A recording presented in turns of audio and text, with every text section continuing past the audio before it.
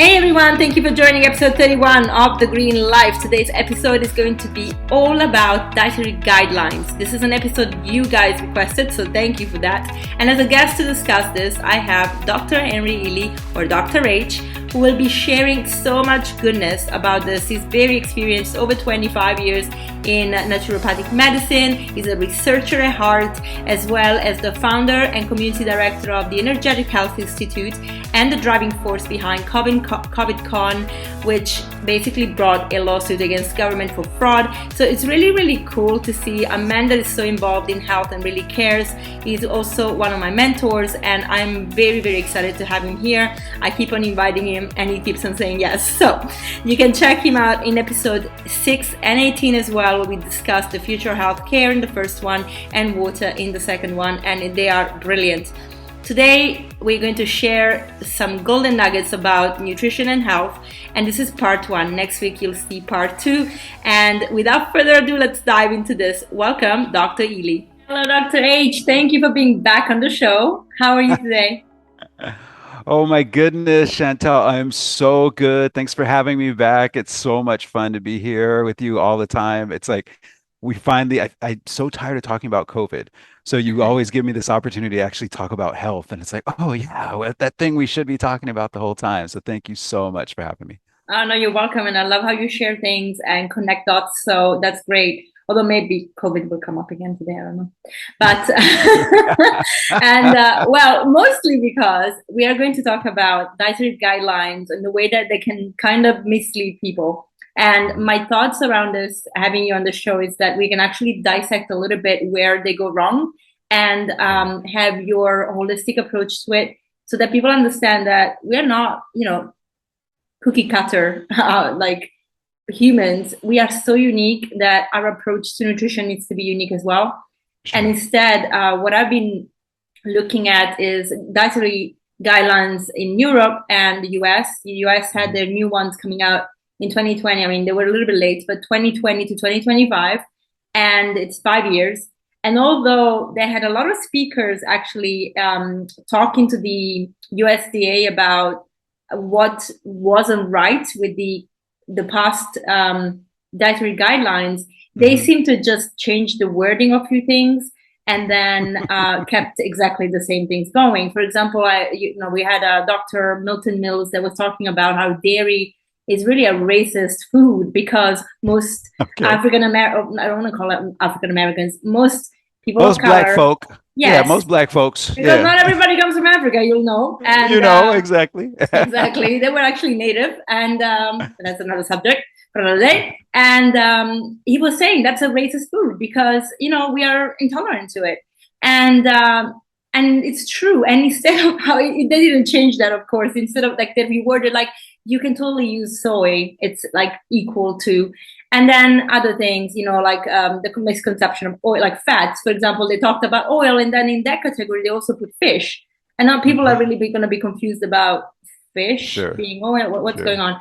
So I think that's really confusing. I looked up in Europe, and it's fascinating how the European Union has a page where you can look at every country's guidelines, and I'll put in the show notes as well. But how certain countries are much more advanced, like they talk about Hmm. the dietary guidelines needing to tell people to eat more plant-based and Hmm. then be wise about consumption. But I've noticed one common thread between Europe and the US is that Hmm. when they mention a micronutrients that people need to be attentive to, they never Right. really classify what that is. So if people are not educated on nutrition, they're like, a carb is a carb is a carb, a fat is a fat is a fat, and they all Right. get confused. So I would Right. love you to kind of go into that and how are we going to clarify these things for people? I think when you're talking, it brings me right back to something that my dear friend Kevin Jenkins says all the time, which is it's maximum sophisticated confusion, right? Mm. We want people to not understand their bodies and how to take care of them. We want people to not understand the role that nutrition plays in this and what nutrition really is. So I definitely would love to share as we move through this teaching concept we have at the Energetic Health Institute called um, uh, sweet 16, the sweet 16 principles for eating healthy. Like that's because doctors, we all get the same thing. A patient comes in, they're not feeling well, and they're like, but I can't figure it out. I eat healthy. Well, yeah, if you're following the maximum sophisticated confusion of pyramids and a set number of calories and a cookie cutter one size fits all, yeah, if you're following that or even loosely following it, maybe throwing in a little bit of fast food, a little bit of a diet for disease. I'm going to start calling it that. It's not a sad diet, it's a diet for disease. If that's what you're doing, then the only outcome is going to be you're in front of a doctor. And if that doctor has on average 19.6 hours of nutrition education, they're not going to be able to educate you on Mm. what you need to do to kind of turn that process around because there's really four key principles. Chantal, I was thinking about this morning. I'm doing a sauna this morning and I'm feeling so good. I got my wonderful little herbal tea here so I can have something with no sweeteners. I'm not going to have any calories. I'm going to do my intermittent fasting and get my 16 plus hours in. And it got me thinking, like, how do we simplify this for an audience? Because how do we get people from this state of maximum sophisticated confusion to sophisticated simplicity, Mm. right? Because that's something we can do as well, right? And I think the way to get people there is through simple concepts, things that just make sense, right? So the first thing we go through is there's four things you have to do with your body every day, and this will lead us into the calorie discussion. Mm. There's four things you really have to do with your body every day. Let's keep it simple. Keep it just super simple. Number one, you have to purify every day. All right. And I'm going to let you all into my life a little bit here. My day begins taking a poop. Okay. I wake up and I'm like, all right, straight to the toilet. Let's go and get it out. You got to purify, get that waste out of your body. Okay. That's first thing. If you add on to that with maybe a sauna or some type of, sweating, now what you're doing is you're opening up your four elimination channels. And this is how you know you can purify. When you poop, sweat, urinate, and exhale, that is your body getting rid of waste. Now, to a lesser extent, the body will get rid of waste as the cells of the epidermis internally and externally slough off. As your hair grows and then you cut your hair, some of that is waste in there, fingernails, same thing. But the predominant way that your body gets rid of waste on a daily basis is pooping, is sweating, is peeing, and exhaling. It's really, really simple, right? So the first thing we Mm. have to do is purify. So if we're looking at that, we go, okay, well, what do I need to do to start my day? Well, pooping, right? I actually, Chantel, when I first got into natural medicine, I had to train myself on how to poop in the morning because I had never really paid attention to it like most people don't. It was just this Mm. abstract kind of like, yeah, whenever it happens, it kind of happens. I had to wake up every morning. It took me a couple weeks of doing this, but I had to wake up every morning and teach my body that this was the time to have our first bowel movement of the day. Right. So Yeah. that's number one. So I would just wake up and I would go get my little squatty potty and I would sit on that and have my knees propped up. So my body's in this. So for those of you that don't know, a squatty potty is something that elevates your knees when you're sitting on a toilet to put you in the correct anatomical position so you can completely evacuate your bowels. Okay. So that's a medical, I guess, way of saying it, but it actually feels better. It helps you poop easier. So get those knees above your hips. So I go and I poop in the morning, of course, urinate, right? But I also love to start the day with a breathing session, with a simple little meditation. This is what I teach my students, what I teach my son is, get your head and your heart aligned before you start pinballing around in the world. What are you bringing into the world? Well, if all you're bringing into the world is, oh my God, I'm late for school. Oh my God, I'm late for work, then that's what you're going to be giving as a gift. That doesn't sound like a great gift to me.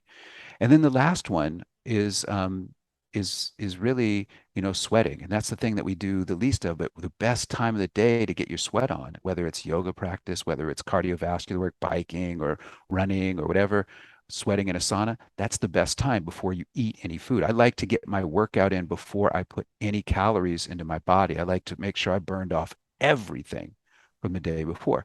So these are simple concepts, right? For people, it's like, yeah, okay, I get it. Now I might not do it, but at least I can understand it. And what it does is it takes us into a really interesting conversation about calories. because one of the things that I've been saying to people for a couple decades now is you have to agree, if you really want to be healthy, you have to agree to stop eating yourself to death, Mm. right? And that the easiest place to begin with that is caloric consumption. We are absurdly told that you need, as an adult, I'm speaking of adults here, I'm not talking about growing children, I'm not talking about mamas growing a baby inside of them or nursing a baby that just was born, right? Those are special situations where you need more calories. But I'm just talking about most of us adults out there. Mhm. You're north of 25, you're a super duper adult. Officially, your body is not growing anymore. So your requirements change. And when we look at that, it goes, okay, why are we recommending 3 meals a day for adults, that especially adults that are predominantly sedentary now? It's not like we're out trying to hunt for our food all day and burning massive amounts of calories trying to find calories. It's not like we're burning massive amount of calories growing our food, we're toiling in the hot sun and things like that. Most of us are in air conditioning, sitting at a desk, driving to and from work, right? We're just not hugely calorically active. So why do we need 3 meals a day? And especially when you start understanding that when you take those 3 meals and eat them continuously over the day and do a little bit of grazing, I had this revelation. I was driving through Utah a couple weeks ago, and I'm like seeing this great, beautiful country. And I'm driving through and I'm looking over and I'm like, I've always wondered why cows are fat. How does a cow put on weight? They don't, I'm talking about free range. I'm not talking about the GMO cows and the ones that they're just shoving empty calories into on a diet that they're not designed to really handle. I'm talking about a cow that's out in the pasture and grazing. It's eating grass. How does that get fat, right? And it dawned on me because I had a great patient experience this year. We're working with a patient who's severely injured by the COVID shots, right? The gene modification shots, and injured so much that she lost control of her lower extremities. She can't walk, and she also can't swallow. So Mm. they had to give her a feeding tube, an NG tube, to get calories into her. And so they put her on a formula that basically gave her about 900 calories a day. So it's not a lot of calories. But the way they had prescribed the formula was that the drip for her through the NG tube was going to be 24 hours a day. Mm. So she's 24 hours a day getting calories. Her body doesn't get any metabolic time off to go into detoxification at the cell level to even have a chance to get into autophagocytosis and heal her up. So on only 900 calories a day, she put on over 87 pounds in a year. Oh my gosh, that's a lot. Right. That blew me away. I was like, whoa, I didn't think that was possible. Mm. Right. So now you have to start explaining, well, why is this happening? Because this is clearly a recipe for disaster, right? We've got to turn this around. So what we did was we said, okay, we're going to close that window down to 8 hours of continuous feeding, right? And now we've even closed it down to, I think, 2 to 4 hours. So, there's one feeding period every day while we're trying to solve this much bigger problem. The result that has been metabolically that her body has dropped about 60 pounds in this year so far, which is fantastic for us, right? Takes Mm. pressure off of her spine, takes pressure off of some of the places where she can feel pain and things like that. So it's an improvement. But what was the philosophy behind it? And this is what the audience, I think, is good for the audience. The philosophy behind it was something we teach at the school: calorie responsibility. Some Mm. people call it calorie restriction. I don't like that because it seems like a negative, and people have a tendency to not want to do things that are negative. So, calorie responsibility, just be responsible with your calories. Burn off what you consumed the day before. And how do you do that? You don't need to eat 3 meals a day. You don't need to be that cow grazing all day long because that's going to put on weight. You really need one window for eating, and you really need one major meal. Now, if you're very active, very physically active, yes, your caloric needs are going to go up so you can eat more, but you still want to keep your food, your eating in a window. So here's the basic recommendation. Let me bring something on screen here so people can kind of see it. Maybe it'd be a little easier, right? Is when we have this calorie conversation, it is preposterous to me that they can set a general number for all people. That's Mm. we're so such different sizes, ages, metabolic. It's ridiculous. You have to personalize things, and so that's why a range makes more sense, Yeah, and right? also the fact that a lot of these guidelines are made for men, really, and Yes, women are so different. We yes. cannot eat like men. We just can't, we can't work out like men, you know? No, So, and nor should you, yeah. right? This is the beauty of diversity. The beauty of diversity is variety, right? What a great thing. Mm, I think when we talk about nutrition, it's important to say these are ideas, these are concepts. And what you have to do with nutrition is explore those concepts to find out what works for you and what doesn't, and what little tweaks you might need to make something work for you. So it's a very personalized approach. Now, it can start from a very kind of, I think it can start from a principled place, but it can't start from a one size fits all cookie cutter place, mm, right? Like that's really the big deal here. So when we look at something like this, one of the things we recommend at the school is the average adult is going to need really about 1,200 to 1,700 calories a day max. I can tell you that if I get above 1,200, it's pretty surprising. Like if I'm feeling sorry for myself or and need that little bit of extra sugar or something like that, sure, I probably will go over 1,200 mm. that day, right?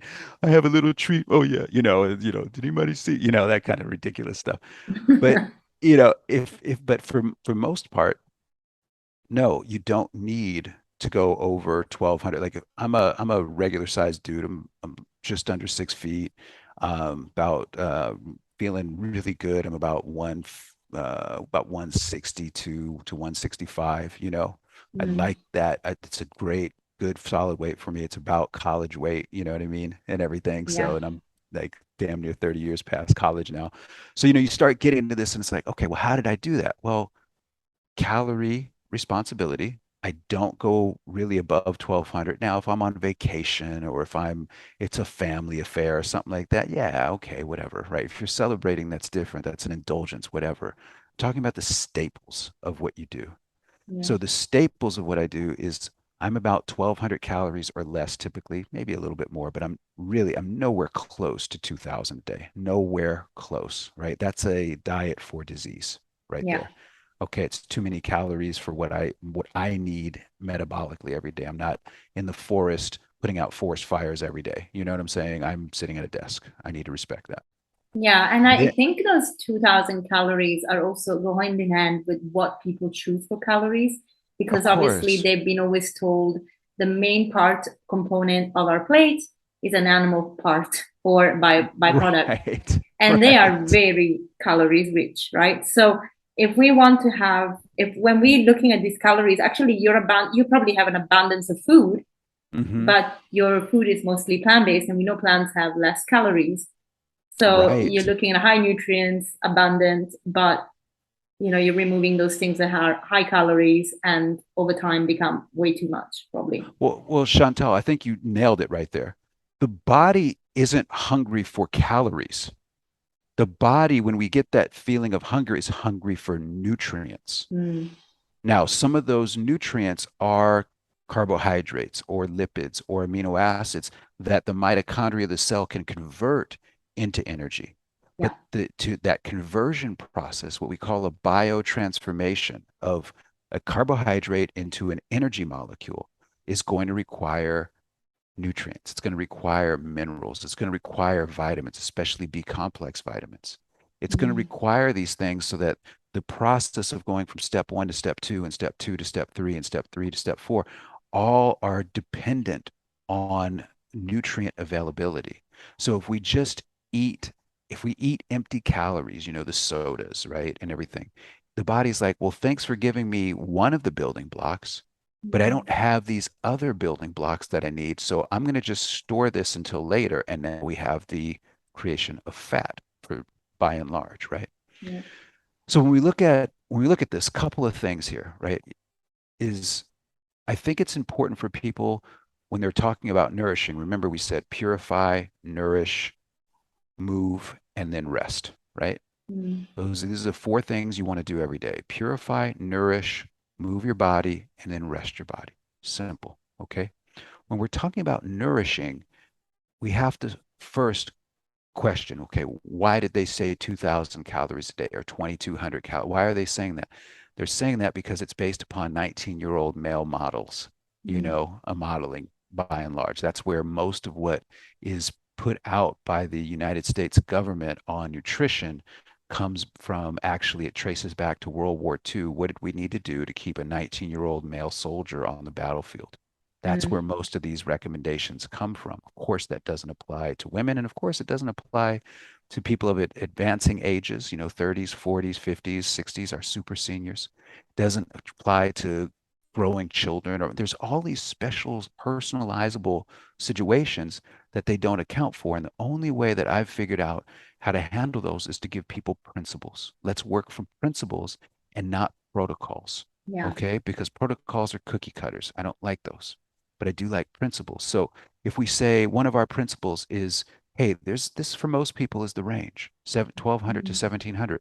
That puts you in a principle of one major meal and maybe one small snack a day. Good. Now that's if that's what you're doing on a day in and day out basis at a specific time, because now we get into another principle. Your body needs to not eat. Stop eating yourself to death. Start making sure you're burning off all of your calories from the previous day, right? Mm. That's where intermittent fasting comes in. And then when we start putting animal protein in its good, health, of course, we're talking about organic, free range, pasture raised, beautifully cared for animals, right? That's the pinnacle. But if you are going to eat animal protein, right, that we look at it by age. If you're up to age 30, you really only need it about 3 times a week if you're eating it at all. If you're going on a monthly basis, if we're looking at you from age 30 to 50, we look at you on a monthly basis. You really need it a couple times a month, Mm. right? Like I'm in this range right here. I actually eat a little bit too much meat, okay? Because I was vegan for a long time and that just did not work for my physiology. So now I eat a little bit of meat, but I still only eat, meat 2, 3 times a week. It's still more than I want to, but I don't eat a lot of it. You know what I'm saying? It's like you Mm. start finding out what works for your body. But then when you get over 50, you still have to question, do I need it at all?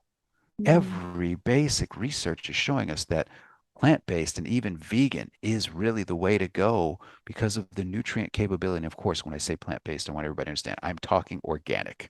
Mm-hmm. Organic, biodynamic, Wholesome as permaculture, well. regenerative ag, high nutrient dense, no pesticide, beautiful, delicious food. Okay, Yeah. not poison food.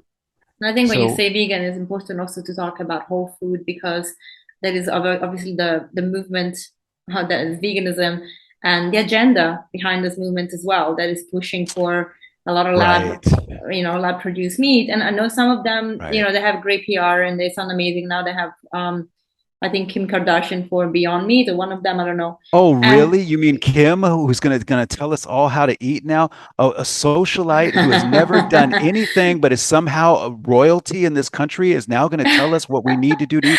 Oh, and yes. clearly she doesn't have any financial interest in No, doing no, so. she's She's not a making any quality. money, right? No, no, she said she works for them and she's a quality tester. But Yeah. what I find hilarious is that this is a woman that had blood on her face for a This facial. is Okay. this is a woman that had blood on her face. This is a woman that has implants in every place you can put them, right? And this is a woman that can't stay in a relationship. And this is the person you want me taking advice from?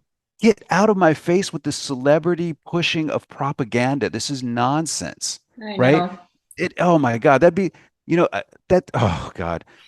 Listen, I know that they want the soy agenda to move forward. Number one, it promotes more GMOs. Number two, it promotes, demasculinizing, men especially, and of course, creating additional problems for women who are eating a lot of soy because you need to save the planet. Here's how you save the planet, folks. It's very simple. Plant stuff, and stop throwing stuff in the ocean. And we're done here. It's not rocket science. I've actually published a peer-reviewed paper on this, where we've calculated how many trees have to be planted to combat what is supposedly climate change. It's not climate change. It's actually deforestation is the problem. We've cut out too many trees and we've cut down too many trees, and now we have no ability to really pull carbon out of the atmosphere. That's really what it comes down to. So rather than calling it deforestation, which would make us bad, let's call it climate change and blame the fossil fuel industry and things like that. Yeah, the fossil fuels, is there a better way? Of course there is. But are Hmm. they doing damage like they are claimed that they're being vilified? No, the real damage is done because we keep cutting down all of our old growth forests all around the world, and because we keep polluting our oceans and disrupting the production of microalgae and food sources in the oceans. So it comes down to we are treating our planet like a trash can, and if we would just treat it like a beautiful planet that it is, and essential to our life, that our calculations show that everything would regenerate within a decade. All Yeah, and right. also the mono agriculture doesn't help because now if your soils are depleted, Right. they also don't hold on to carbon dioxide. And on top of that, add the fact that everything is layered with heavy metals, which prevents the plants from working the way they have to. So it's very, very complicated. But about the soy, I like to actually point out that I think one differentiation has to be made here is, of course, the push for GMO, big Yep. problem. Yep. But you know that a reasonable amount of soy actually is quite beneficial for breast cancer prevention and for A women. hundred So percent. yeah, so it's more about the fact that they're pushing it in every single thing that they put out Right. there, right? And that's the Excess. issue. Right. The, Excess. the issue is the issue is it's the issue is what they're pushing is predominantly GMO. Hmm. The issue is that what they're pushing is excessive use of that food source. Yeah. And the issue is what they're doing has ramifications to the hormonal presentation in the body, Yeah. particularly for men, but also for women. Now, that being said, like most things in in a pure form, organic, plant-based, right? Organic, non-GMO sourced soy in small amounts is no problem for most Hmm. people unless they have an allergy to soy, which Hmm. some people do, and then any amount would be problematic. Yeah. But what we're looking at here, and I just wanted to finish this one point as well, Chantal, Sure, sure. was that I think it's wiser to look at your diet and the number, because they want you to know a number, right? And that can help people a little bit, I think. Hmm. But they want you to know a number, and they want you to say it's just calories. It doesn't matter whether the calorie is a carbohydrate or Yeah. lipid or a protein. It doesn't matter. It's all just calories. No, this number is not really important, 1200, 1700. It's a way you can gauge it. I think what's more important for people is understanding how much plant-based protein they want to set as a goal for a daily to get into their bodies and at different years and in different situations. Hmm. This way we can start giving people, okay, where do you fall, right? I fall into this range right here.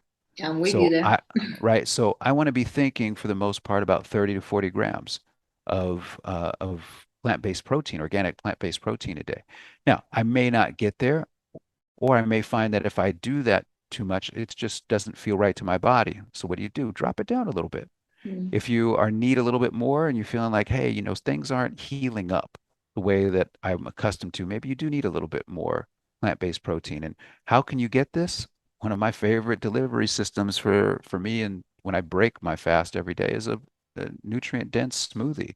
Hmm. Organic blueberries, a little bit of, maybe organic either apple juice or pineapple juice, a little bit of other organic fruits, right? It's going to have a little bit of carbs to it, but you know what else it's going to have? It's going to have a bunch of minerals and a bunch of vitamins in there with it.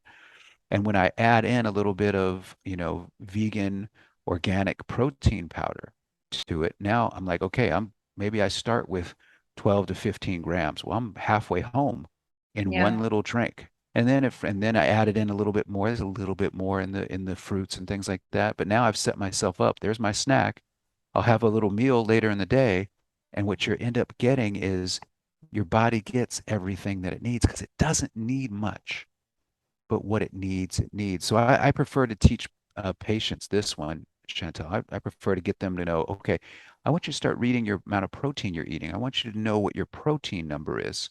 Because to me, when you know what your protein number is and you understand, hey, all I need to eat is one major meal a day and maybe a snack, I'm going to eat in this little window, you start taking complete control of your health just by that simple act. And when you do that, something phenomenal happens. Your body starts to find a new homeostasis that feels better. And you've now entered into freedom Mm, because you can't have one without the other. If you really want freedom, you better be healthy in this day and age. And if you want to be healthy, guess what you get? You get freedom. You just don't need the white coats. You just don't need their shots. You just don't need their lies and their propaganda, their hospitals and all this other stuff. You just don't need them. And good riddance, okay? Because they haven't done anything outside of emergency medicine, which they're phenomenal at. They hmm. haven't done anything that blows my mind the way that I've seen people heal using natural, organic, plant-based things that make sense, getting people into a purify, nourish, move your body, rest your body lifestyle. It's pretty Yeah, straightforward. totally. And for people that don't really understand how to calculate nutrients, macronutrients, do you have an app that you like to use You or? know, you can certainly look at an app. Most of and you want to keep in mind what you find is typically very general. Mm, You know what I mean? Like this amount of beef has this much protein. It is so there's some basic understanding of it, but I think what I like to do is get people into an understanding of what that looks like visually for their plate. Like we need to mm, translate that to something that's more easily understood. So like you had said earlier, we look at a plate, right? We look at a plate, and the major portion percentage of that plate is usually animal protein, especially if you're in the United States, right? The only country in the world that does more animal protein than the United States is Luxembourg, right? Per capita. It's the only little small nation in Europe, in the European Union. So when we look at the plate and you go, okay, well, the vast majority of my plate is animal protein. Okay, that's the old way of thinking that you got conditioned to think was healthy. Well, certainly tastes good, right? And I don't know too many people that don't like the taste of meat. You know what I mean? So it's like, oh, well, I'm supposed to have a 20-ounce porterhouse steak. No, you actually only need about 4 ounces. So when you have a plate, right? When you have a plate, you really want about 25%, a quarter of your plate maximum, to be animal protein if you're eating animal protein. Okay. And that leaves 75% of your plate for plant-based foods. mm, Now, the other thing we want to keep in mind is that the average plate size in the 1960s, the average dinner plate size was, I think it was 11 or 12 inches. I forget exactly, but it was a really modest plate, right? mm, And plate sizes went up, not because there was some need for it, right? What we call that, they give you those two sizes of plates in most plate. That smaller size, that was the dinner plate in the 60s and prior to it. Plates were much smaller. People ate less. With plates that were smaller, you have less calories on a plate. So people with smaller plate sizes would naturally just eat. Yes, yeah, I had a plate of food. I'm fine, right? mm, I had 800 calories on that plate, 600 calories on that plate. I'm fine, right? Whatever you were eating. But now the average plate size is 15 to 16 inches. wow, And with that addition in diameter comes an addition in space for calories, right? And so and what did they train us to do post depression? Clean your plate. Eat everything on your plate because there's starving kids in Ethiopia. And all this ridiculous jargon that's out there, right? Because they want you to consume. This was all about consume, consume, consume. So when you understand that if I do what my enemy wants me to do, I am putting myself into disease and I'm putting myself into slavery as a result. I'm not going to back off of that. All mm-hmm, right. If you want to enjoy the diet for disease, you are saying, please enslave me, because at some point you will be brought into the modern medicinal industrial complex. You will be beholden to doctors in white coats that are paid handsomely by the pharmaceutical industry, and you will become a guinea pig, and they don't care whether you live or they die. What they care is that they profit off of your slow erosion and your ultimate demise. They have proven that time and again. I'm not saying anything new. Mm. So when you understand that that's where you're heading, if your dietary decisions are based upon your tongue more than how you like to feel throughout your body, then that's where you're heading, and that is slavery in this day and age. If Yeah, I you, think, yeah, go sorry, ahead. carry on. No, go, no, please. Well, I was just going to finish and say, if you really champion freedom and being free, you have to be healthy. Mm. You cannot have one without the other in this day. And what that means is you have to know what you are doing. Yeah, You have absolutely. to educate yourself on what it means to be truly healthy. And I think that's something we want to share with you for the rest of the show, right? Yeah, exactly. So, well, one of the things that I was going to mention is, when if people have never felt better, the way they feel, especially when maybe they put on pharmaceuticals and they tackle the symptoms, they can see this as feeling better. Which we Right, know that's not the case, because feeling better is really feeling that you don't even need to take anything right. for any ailment because you don't have any. Or if you have a pain or an ache, you actually can understand your body and see where it comes from, and tackle it from there. Like, for example, lately, I've been feeling like my hamstring, not even my hamstring, actually, well, my hamstring, but also my hip flexors, have been a little bit tight in the morning. And I'm looking to book with a osteopath because I just know that I need to get aligned again. And, Hmm. and of course, if I talk to some people I know, they're like, oh, just take an Advil. It's not about the Right, pain. I right, can handle the pain. And no, it's not even pain, it's just discomfort, and which goes away after, a yoga session. But it's knowing your body, like knowing exactly what right. you need and where it comes from. But also talking about, these white coats, I think I've come to realize that a lot of doctors really do not want to do harm. They really are good people. They want to do Hmm. what they Hmm. can. But Hmm. unfortunately, they have studied medicine in an institution that is heavily sponsored, if not fully sponsored, by Right, pharmaceutical companies, which in right. turn belong to we know who. So it's this. The problem is that just they don't know better, and the ones that do they take the time to actually educate themselves, they see it. They're really the doctors that will allow their patients to get empowered. And I say allow because a lot of times I've seen doctors that minimize the knowledge that the patient have, as if they Sure. didn't have the right to know things. I've seen this with cancer. I've seen this with Hmm. even my coaching patients or clients that want to get healthier, and we look at everything they do and what the reports are from the blood test and what I tell them versus what the doctors tell them. It's Hmm. really, really fascinating. And when they go back to ask questions from our sessions, they sometimes are shut down, which I find really interesting. So of course there are people that don't want to learn, and whether the doctors or not. In this case, obviously the doctors, they don't want to learn something new because it's Right. comfortable. But a lot of them, they really don't know. Like, it's sad. Yeah.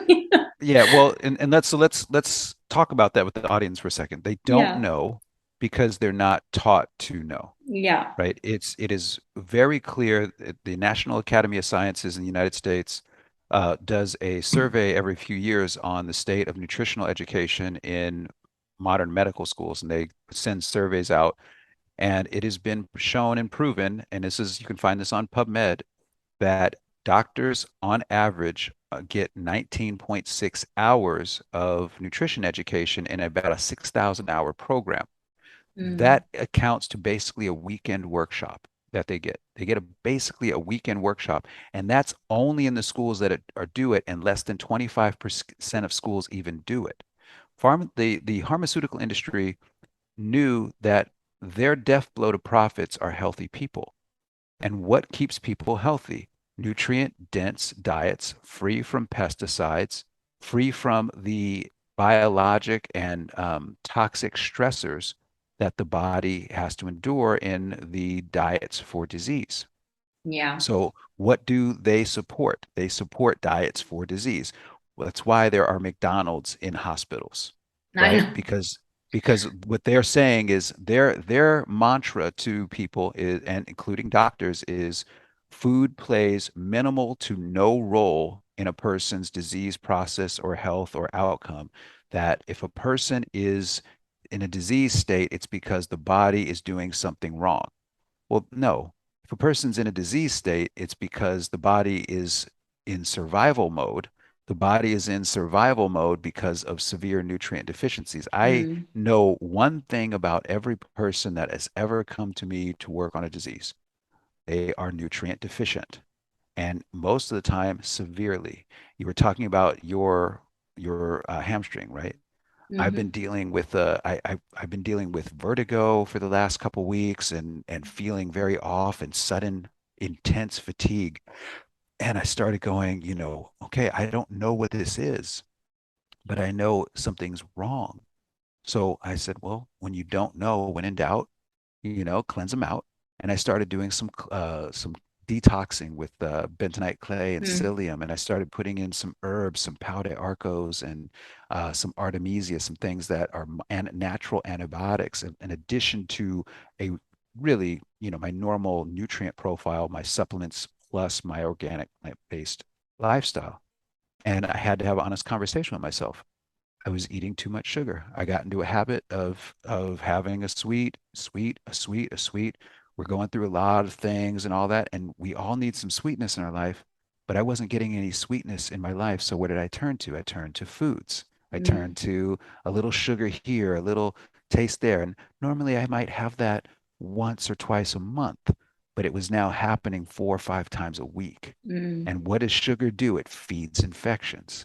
So mm, something cool just happened. 4 days into taking Pau de Arco, I started feeling things finally opening up. And I was like, oh, there it was. I had an infection, an inner ear infection that was likely fungal in nature. And now and what was I doing a few weeks ago? I was in the pool. I was in a gross pool with a bunch of people learning how to scuba dive for hours and hours and hours, right? And going, so yes, hello, you think that might have been the source of, yeah, and especially if I'm taking in a lot of sugar and I'm weakening. You see, folks, that's how all this works, mm, right? I wasn't feeling good. So I eat sugar. I start eating sugar, and now I feed infections in my body and discoordinate my immune response. So now the infections grow.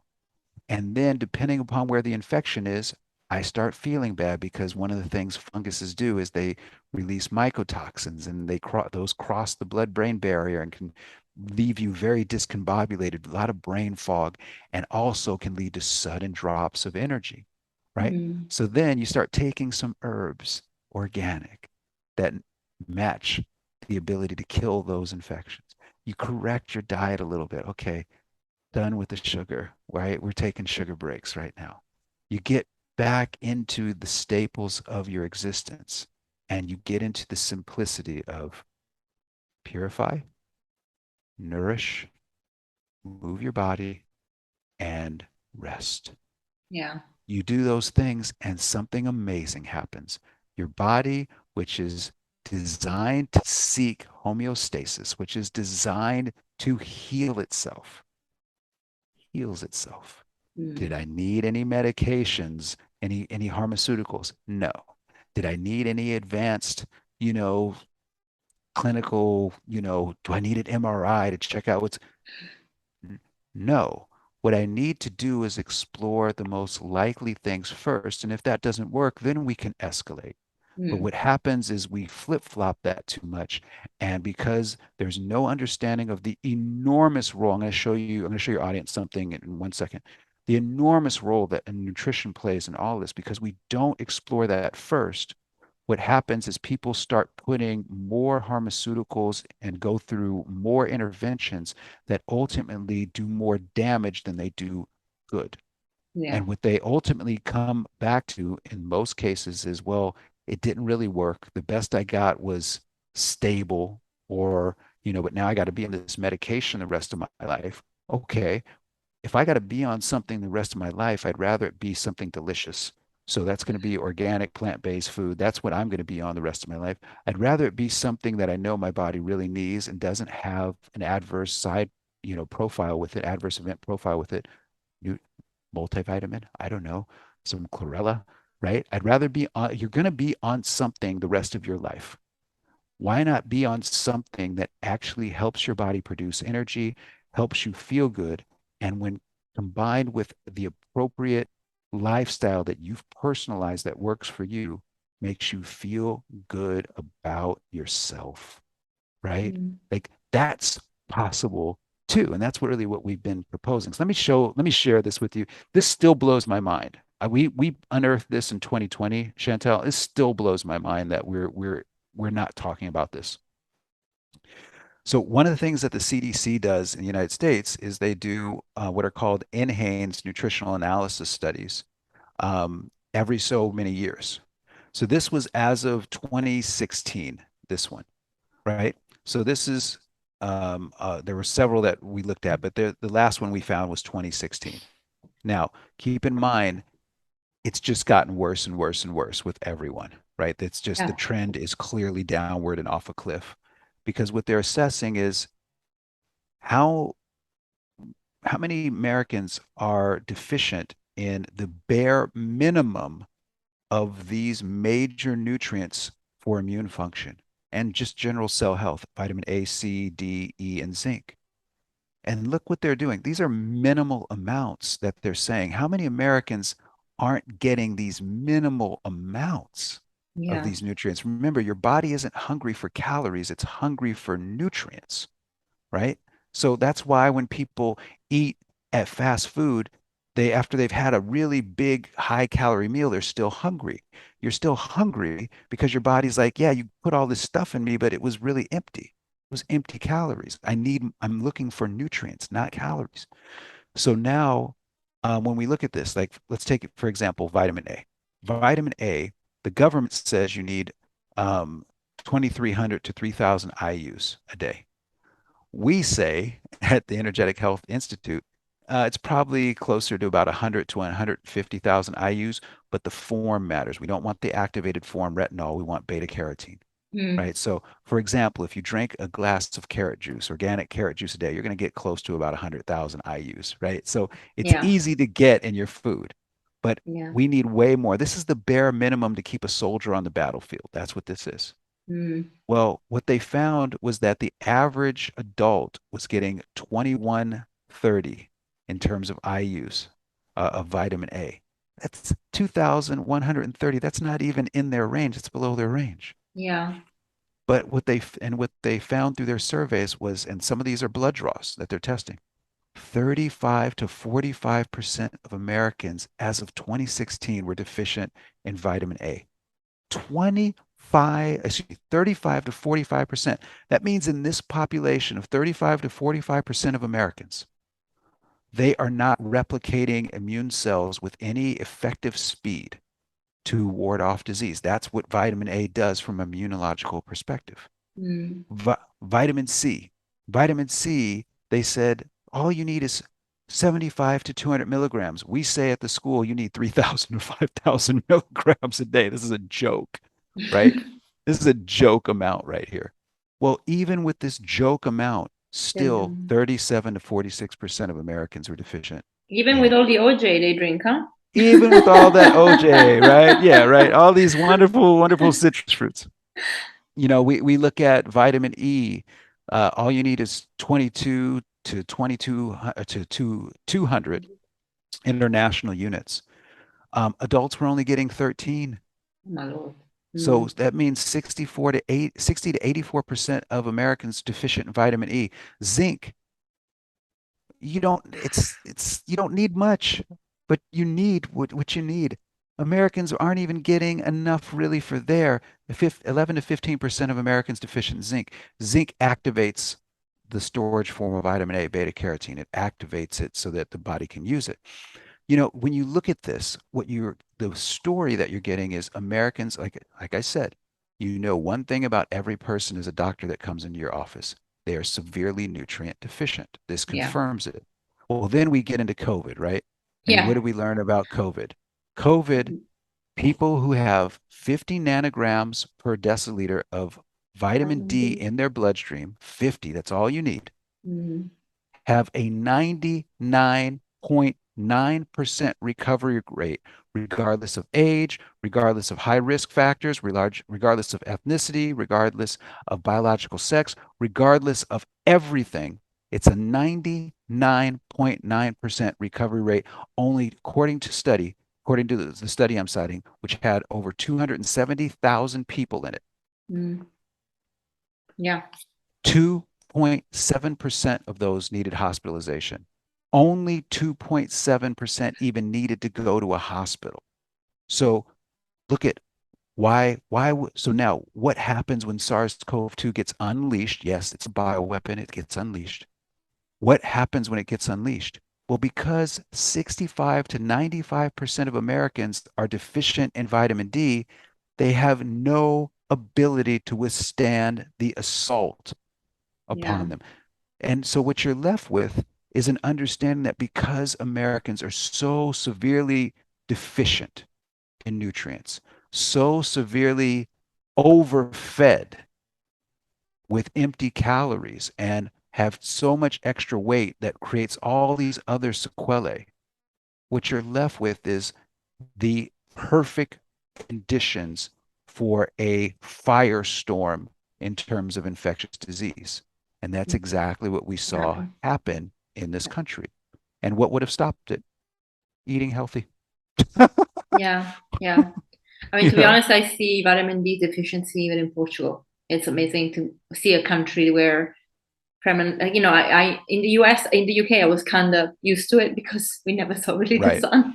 But Right, right, here, right. like, how can you be deficient? And they really don't spend enough time outside, as even in summer, and your body just needs it. You can get it, of course, you can get it from some food, but for example, people are fully plant-based like me, it's a little harder. So I supplement Hmm. just to be sure.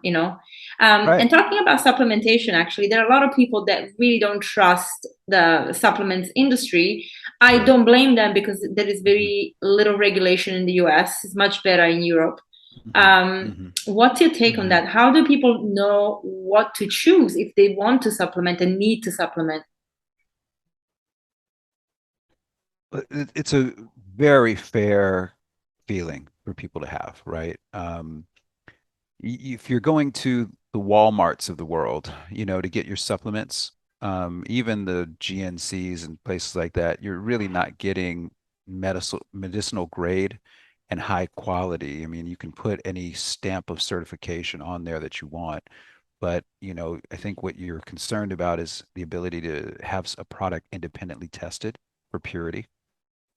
And so what it does for me is it brings me into I trust companies, Mm, and I think for a consumer, it demands that you either go with companies of someone you trust, like me, which is fair, but I don't recommend it. I recommend that you do your own work. And one of the things we teach in our holistic nutrition program at the school is we teach people how to call a company and vet them. Find out are they because you'll find something very interesting. Companies that are doing a really definitive and thorough job in making sure the products that they produce are pure, clean, potent. Pure and potent. I'm gonna come up with some good one-liners today. Pure and potent products, right? Yeah, say that 18 times fast. They brag about it. When you call them, they are like, "Oh my God, thank you for calling. Here, let me show you on our website. We just did this study. Here, we're going to send you this. This was just, you start getting that. Like that was one of the things that really impressed me. And I'm not endorsing anyone, but I just want to give an example here. That's something that really impressed me about Thorne. When I first got into nutrients and started getting into supplementation, I'm a big supplementer. I'm not bashful about it. I'm not somebody that has this in my head that I can get everything I need from my foods alone in this day and age. I can't. especially water soluble vitamins, B complex and vitamin C. I can't get the amounts I need from food alone, but while fat soluble, I can. A lot of minerals, I can. But also, there are certain things like glutathione in this day and age. Maybe I want to have a little bit extra going in, right? So Mm. don't look at, I don't think anybody should look at taking supplements with shame. I think you should look at it as, hey, I'm really informed and I really understand that it's the combination of these things that nourish my body. It's the combination of a organic plant-based foundation with really high quality, potent and pure supplements that is going to create this wonderful energy bubble around me that allows me to be like, I don't care if I'm around somebody that's gotten the shots. They're not going to affect me. My immune system will kick anything that they're putting out, but I don't care if I'm around. I didn't get COVID forever. I mean, I Mm. still have to confirm that I even got it, but I was around COVID people all the time. I never got COVID. Why? Because I do take in, endocannabinoids. I do do saunas. I do have take vitamin D every day, and I do put in all these nutrients to help my body produce energy. And I do have this reservoir of nutrients available so that if I do come in contact with a virus or a microorganism, when it comes into my body is its worst nightmare, Mm. right? So, that's really what it comes down to here is we want to make sure that people have a basic, simple understanding of what it means to eat healthy. And we didn't really get to it. Are we running out of time No, right go ahead. now? No, no, go No, ahead. okay. Because I would love to share this. And this is something, by the way, and we're really proud of this at the school. You can go to Energetic Health excuse me, energetichealthinstitute.org. I'll remember my own school, right? Energetichealthinstitute.org. I had a senior moment right there, folks. And that tells me I need more quercetin. But if you go to energetichealthinstitute.org, you can sign. All we need is your name, email, and we'll give you the Art of Eating Healthy, where you have these 16 principles, right? It's not a protocol, it's principles so that you can personalize your diet and know confidently you're eating healthy because I get people all the time, Chantal, they're like, but I eat healthy. And then you start, okay, well, what do you eat? Well, when I go to McDonald's, I only order the chicken. Okay, that's not healthy. It's like, I don't think you know what eating healthy is. And it's not your fault. You haven't been taught that because of the maximum sophisticated confusion, right? Yeah, yeah. So Do you have, yeah, if you have them, yeah, let's show. Yeah. yeah, let me pull it up. Let me pull up. So I'll give everybody a synopsis, and maybe you want to play along with me. Let's go down and see what our score is. We're gonna ask, basically 16 questions, and we're gonna see whichever ones we say yes to, we'll give ourselves a point. Okay. Okay. And then we'll Sounds see good. what our number is.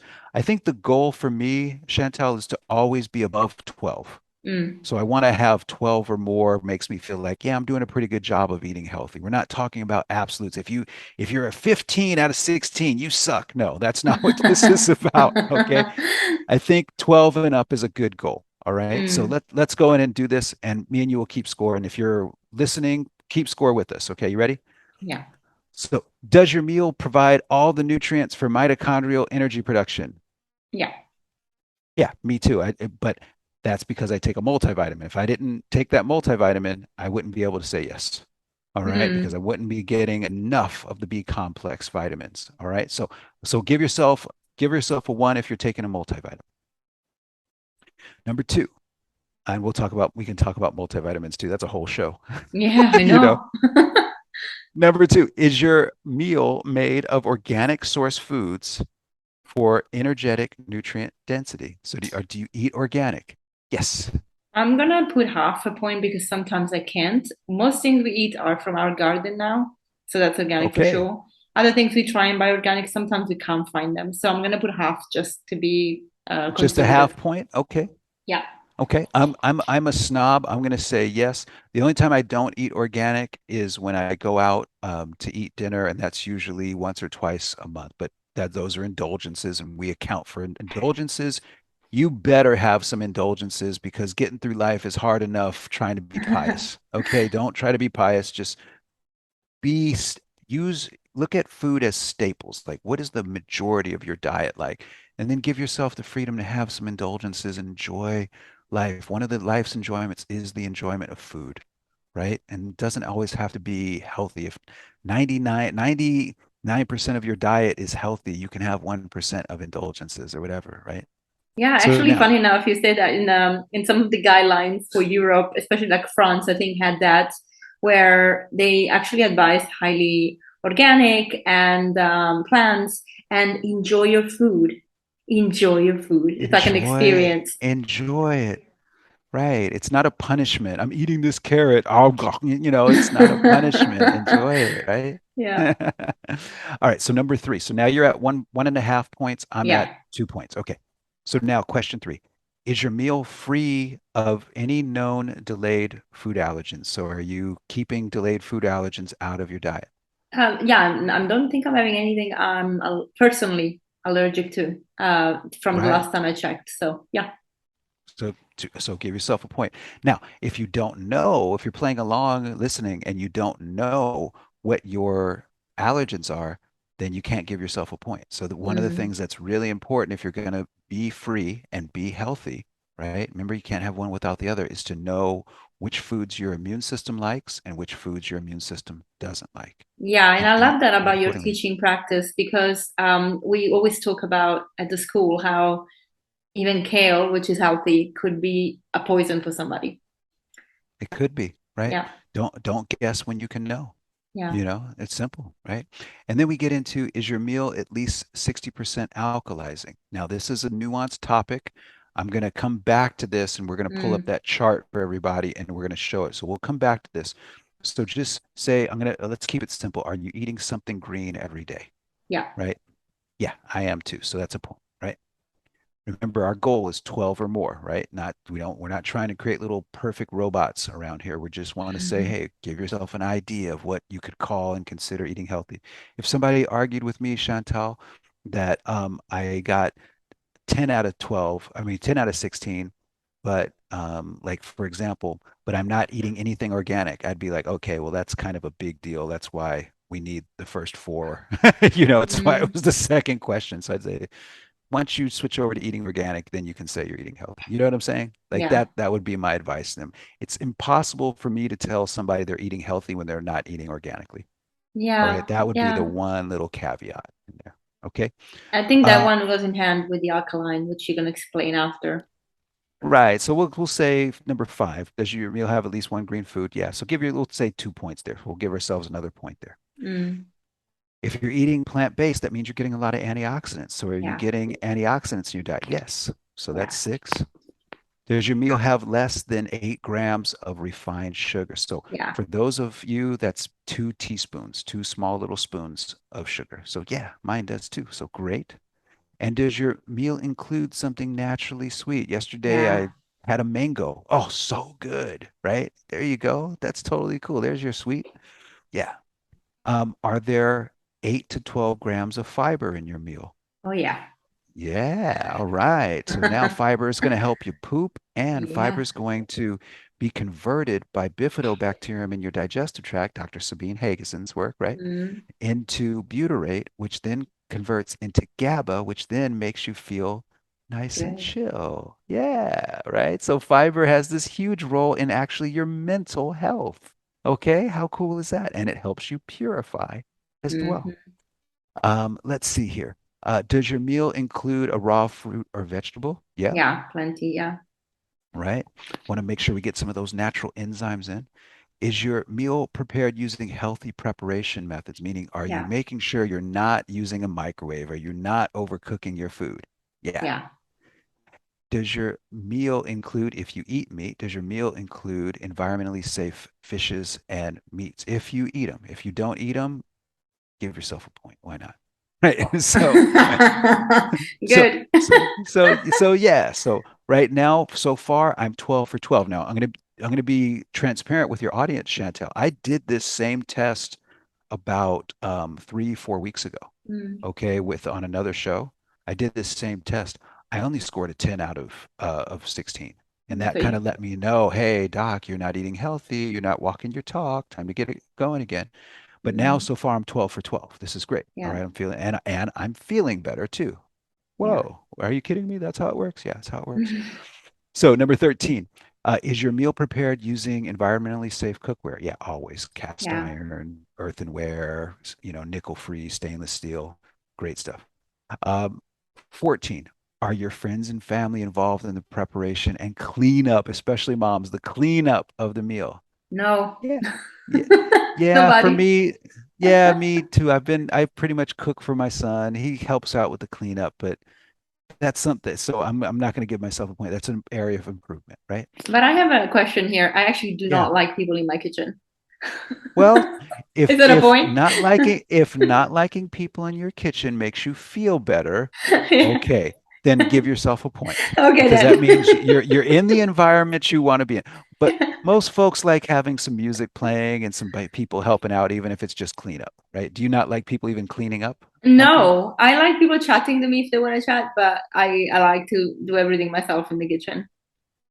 Well, I would say that if they are chatting with you and that's how you like it, that would be they're involved in the preparation, All right right? then. Yeah, because I know some wonderful chefs out there, some home chefs who are like get upset when they're in the kitchen just cooking by themselves, Oh right? no. It's like it's like while everybody's out in another room, like not paying them any attention. It's like no, go in and talk to them at the very least. Ask if there's anything you can do. So anyway, Mm, give yourself a point. okay. All right. Last two. Is the beverage you're drinking warm and 8 ounces or less? We don't want to drink cold beverages with our meals. We want herbal teas or nothing at all, or just a little sip of water, but you don't need a lot. You don't want a lot. Yeah. So, yeah, yeah, Yeah. right. I eat when I eat and I drink when I drink. Yeah. And last one, are you being calorie responsible? Can you burn off all the calories that you had in that meal within the next 24 hours? We say in the same day, but really it should read within 24 hours. You Yeah. know, yeah, I don't eat a lot. So now I would say I'm 15 out of 16 now. I was 10 out of 16 a couple weeks ago. Now I'm 15 out of 16. What did you score? 16. 16. All right. Well, 15.5, Chantal, Actually, yes, because 15.5. there was a half point, right? So, It but was, you're still, right. I give that's myself a 1.5 for the kitchen. right, right. Okay, she's like, I gave myself a bonus half point. Sure, why not? But now what we've done is we've said now we have an idea rather than these numbers and all these protocols and these cookie cutter things. Now what we're saying is here are some principles that Mm, you can use to personalize all what your approach to eating healthy, right? Because most people by default are taught the diet for disease, yeah. right? I'm going to eat way too much. It's going to be empty calories. There's going to be GMOs in it. It's going to be pesticide residue. It's going to be mineral and vitamin and nutrient deficient. And it's going to be filled with things that are likely allergens for people. I've tested thousands of people for delayed food allergens. I've had a grand total of, I think, 4 or 5 patients who had no discernible food allergens. Now, it's not an accident. Their diets were organic and pristine, Mm, right? They just wanted to test to see if they had anything, right? They were just checking to see they didn't really have anything going on. It's not an accident that most people are allergic to at least one of the following: dairy, eggs, gluten, wheat, and all the other. And then the last one, which a lot of people don't know about, yeast. mm. And So soy now is you in there take too, right? Isn't it a big allergen as well? soy is a big one, but I haven't actually seen it be nearly as doesn't show up nearly as frequently Hmm. as all those other four. It still Okay. will show up, but it just doesn't show up as much as anyone claims that it really is. Hmm. So when we look at this, you say, let's take a pizza, right? What do you have in a pizza? Wheat, Cheese, typically wheat, wheat, yeah. dairy. So wheat, gluten, dairy, yeast, it's going to Yeah. rise, Yeah. right? And no eggs. So you got 3 out of 4. Well, Hmm. now what about a breakfast sandwich? The same, really. What do you get? You get all 4 with a breakfast sandwich. So Yeah. now what about the person who eats a breakfast sandwich from one of the fast food chains? and then goes and has pizza later in the week or later. See, the reason we call it delayed food allergies, everyone, is for this reason. It's delayed in that you eat a food on a Tuesday, your body, your immune system won't start reacting to it, that food, until a Thursday. Mm. So how would you know that something you ate on Tuesday was making you feel bad? Most people wouldn't. That's why you have to test for it. And then you take those foods out that your immune system doesn't like. And then after about, usually it's about within about 2 to 3 weeks, people start feeling that after they discontinue, you start to feel what you're supposed to feel like, especially if what you've put in place of um, those food allergens are actually nutrient dense things that your body likes. You start Yeah. going, wow, I didn't know I could feel like this. This is how I'm supposed to feel. Yeah, that is how you're supposed to feel. Now you have a choice in front of you. You are now moving in the direction of health, which means you're moving in the direction of freedom. The question becomes, do you want to continue to feel that way, or do you want to go back to the old way? Because no one's saying you can never have a slice of pizza again, even if you're allergic to it. What we are saying is that your health is your responsibility. So how frequently you eat it is up to you. And if you eat it in a indulgent way where you're having it once in a while here and there, you'll probably find that it's not going to be too big of a deal. Yeah. Espe- if what you're doing with your staples is really, really good and healthy. But you'll probably also find that if you start reintroducing it to your diet on a regular basis, that pizza, that breakfast sandwich with all those allergens in it well, you're going to probably start feeling like crap again, right? And the question becomes, how do you want to feel? I like feeling good. So that makes it an easy decision for me to say, for me, like Chantel, I can't eat eggs. I'm allergic to eggs. I'm allergic to yeast. I do fine actually with gluten, but I'm allergic to dairy. So the only of those four that I actually can deal with on a decent basis is organic wheat, you know, especially heirloom wheat, I do fine with it. But if I put an egg, if I have some kind of bread with like yeast in it, or if I have any dairy, oh, dairy will tear me a new one, right? And so I have to make a decision. Do I like the way I feel when I eat those foods? No. So what's the decision I make? I don't even indulge in those foods anymore. Mm. I used to, but you get to a point where you're like, why am I doing this? It always hurts. It's just a little taste I'm getting. I enjoy all these other plant-based foods now that are my mouth waters for broccolini, right? Mm. So it's like, why? There's all these other things to enjoy. I just didn't know that they existed years ago, but now that I do, why would I still choose to hurt myself, right? Yeah, I mean, I have to tell you a story. I cooked for 25 people this weekend. So I Hmm. started cooking on Thursday, which is why I missed our masterclass. Okay. And I made amazing salads, but they were very different to the ones I have every day because I am literally in summer, I do a high raw diet because I just feel like it. My body needs it. So Hmm. I love, and I haven't quite pita, I'm quite fired. Like I have a lot of acne in my Yeah, digestive yeah. system, so Me I'm too. like totally can't do Hmm. raw in the summer. Um, and I didn't have my usual salad, which is, I mean, I started craving it like crazy yesterday. I was just like, Hmm. okay, Hmm. we have to eat the leftovers because I don't want to throw food away, and I gifted some to our neighbors, and because I cooked way too much Italian style, but I really needed my like my staple salad. I craved it. And my husband was like, "How can you crave? I mean, it's the same ingredient." I'm like, "It is the same ingredient, but it's not in the same order, and it's not the same dressing." Hmm. And I crave it. Hmm. And it's like, you're so weird. Because Hmm. I just love, I mean, vegetables make me happy. I just need them. I need to have them. And the way that I have them is just crazy, pathological a little bit. And so it's like, craving avocado. I just crave avocados. Right, right. Right. Exactly. It feels good. It's like, what we're when we are craving something, what we're the sense of craving is a release of dopamine. We all know this by now, right? That our Hmm. body we are addicted to this. So the question becomes really, what are you addicted to? Are you addicted to taste or are you addicted to feeling, Yeah, to the right? feeling, totally. I'm a I right. I used to be addicted to taste, right? I used to be addicted to, you see that commercial on TV and it's like, ooh wee, that pizza when they pull that slice away and that gooey Yeah. cheese, and it's just like, gimme, gimme, gimme. You just get into that mode, right? It's like, Yeah. yeah. But I had to have an honest conversation with myself that I was addicted to taste. Mm, And then you start putting organic foods into your diet. And one of the things that I learned was that I didn't like, I used to not eat any fruits and vegetables. When I was a kid, I hated them, right? I, I didn't understand at the time. I didn't like them because what I was really tasting was pesticide residue. Pesticide residue is very bitter. And mm, so I was like, I would eat these veggies. I'm like, God, this broccoli tastes terrible. And it was just bitter to me. So I thought that's what broccoli was.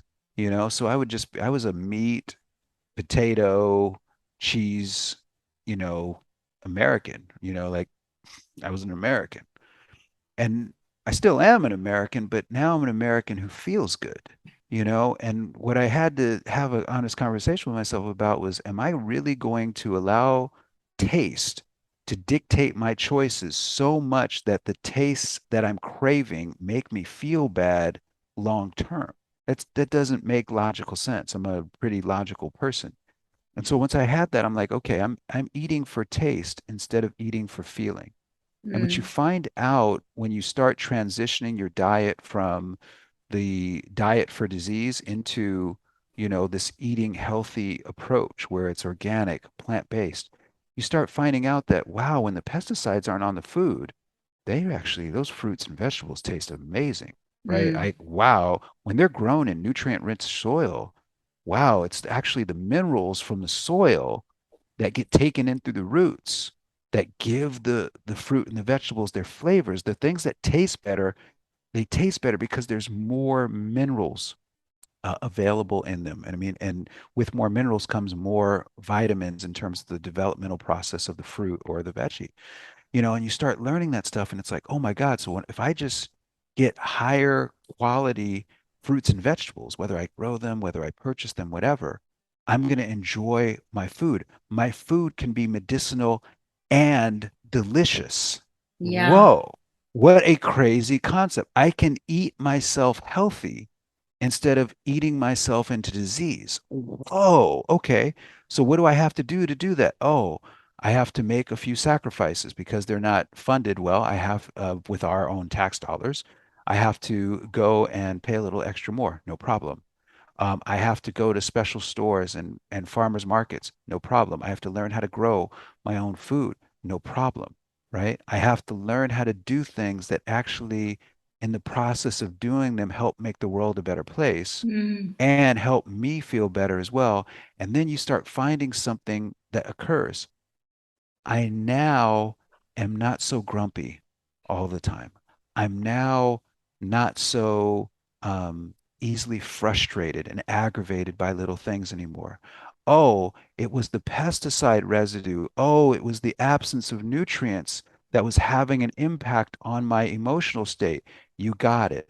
And what shifts for you is now your dopamine release, instead of it being that commercial and the taste that you remember from that commercial, because you also end up turning off your TV at a certain point because you realize that's where most of the propaganda is coming from.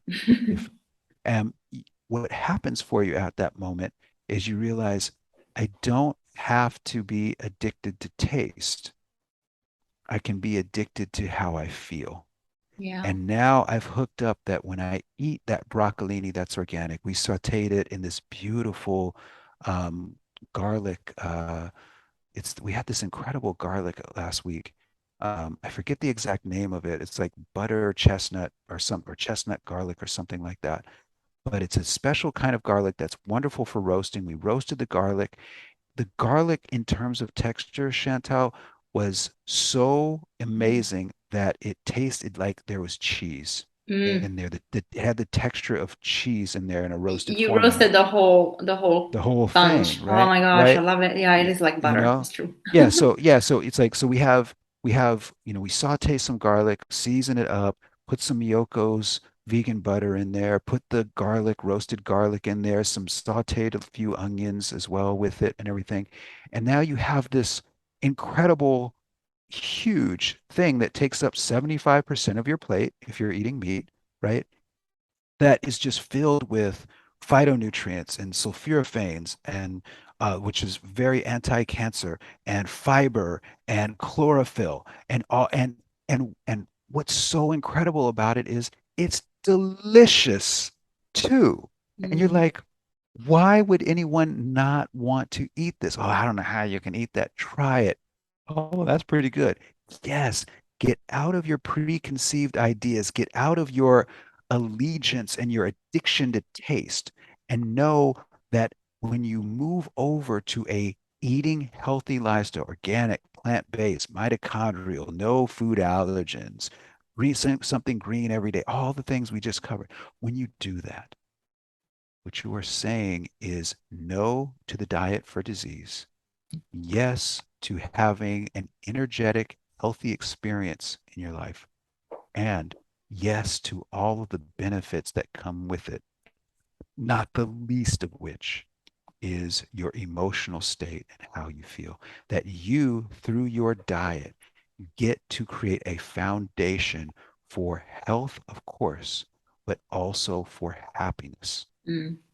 And to me, especially in this day and age, people are so desperately in need of health, of happiness. I look at people today, Chantal, and I'm like, I can look at your food and what you're eating, your plate, and I can tell you how you're going to feel in about 2 hours and how long that's going to stay in your body based upon how your liver and your kidneys detoxify things and how frequently you're pooping, how frequently you're purifying.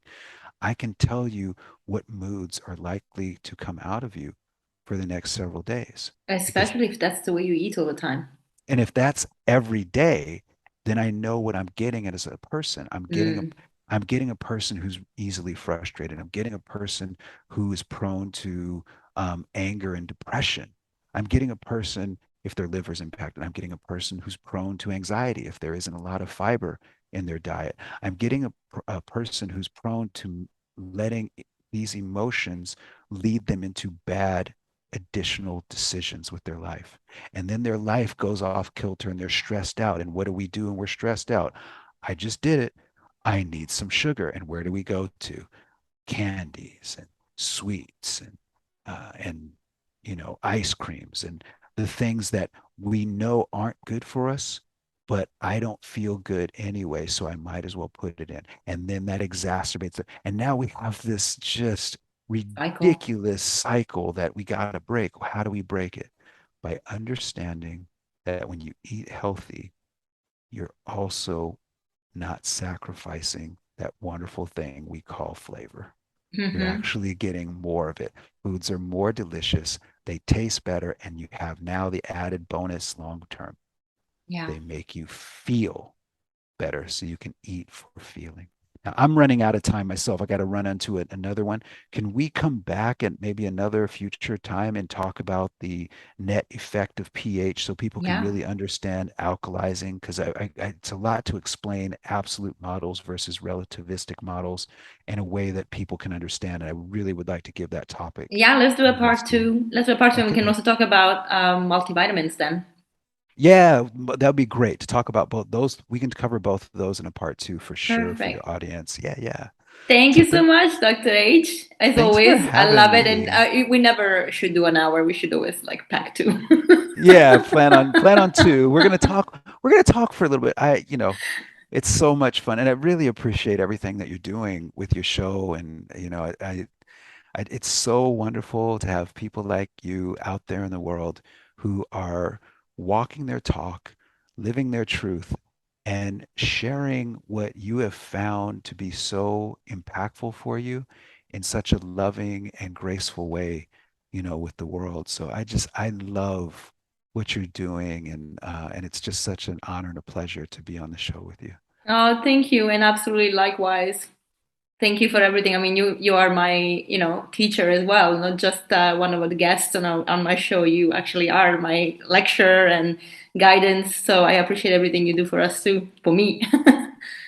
Yeah. Amen. Amen. Well, that's how we win, right? Is by just making sure we spread love all over the world and in the many ways and the many varieties that it looks. But this is what this makes me feel good. Like these type of shows, like the talking about the COVID numbers and the grand jury stuff. It's important, but it's like, the real solution is within. Yeah. The real solution is in the power we all possess to make choices for ourselves. And those choices are either going to lead us into health and happiness, or they're going to lead us into disease and despair. And I think when those are the two options, the choice is obvious. Yeah, I want to be healthy and happy. Yeah. So what do I need to do that? I need to listen to people like Chantal and her wonderful guests that she brings on and things like that. If I do that, I'm going to probably be all right. Thank you. Brilliant. All right, I'll let you go and you'll be back for part 2. Amen. All right. Cool. So much. Thank you. Bye-bye. Thank you, Dr. H, for being such an amazing resource for us all. And thank you for being here and giving your time. We always go over time, but it's so interesting that I love it. Thank you, everyone, for staying on for this episode. I'm sure you probably learned a lot. So next week we'll be back for part 2. I'm really excited about that. And I cannot wait for you to really grasp this concept that Dr. Ealy is talking about. So the Sweet 16. And it's so powerful. And we are going to put all the information in the show notes, so you can reach out to EHI, the Energetic Health Institute, and get yourself a copy of these concepts. And if you want to just try a masterclass, you're welcome to. We always welcome prospective students or anybody that is curious about EHI and the teaching concepts we have. So please feel free to reach out if you have any questions. And of course, like, share, review. Let us grow with you. See you next week. Bye.